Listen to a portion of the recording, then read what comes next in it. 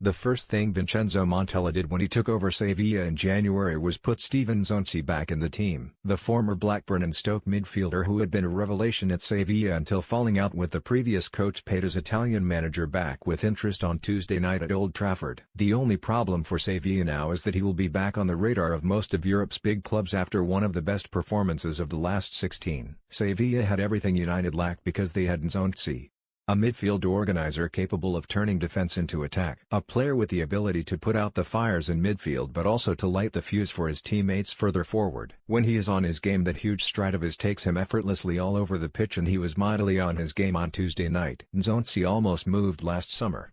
He had led the passing stats in the early part of the Champions League alongside players such as Paris Saint-Germain's Marco Verratti and Bayern Munich's Thiago Alcantara. He faded as Sevilla's campaign petered out, but there was still enough interest in him at the end of the season to move on. The club opened the doors to other players but blocked his departure, and so it was no surprise that when Sevilla struggled under Eduardo Berizzo, Nzonzi's head dropped and he ended up left out of the squad and heading into a January transfer showdown with the club, forcing his way out.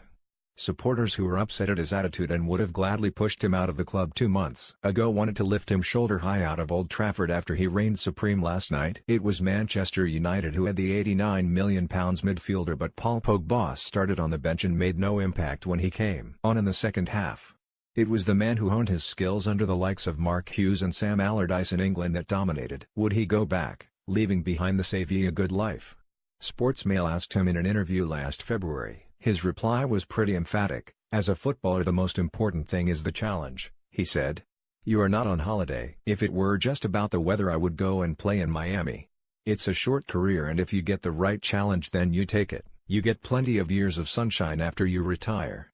Sevilla signed Nzonzi for just £7 million in 2015. "He never got the credit as a player that he deserved," said one of his former managers Allardyce at the time. "His 6 feet 3 inches frame meant he too often got labelled as a destroyer and nothing more."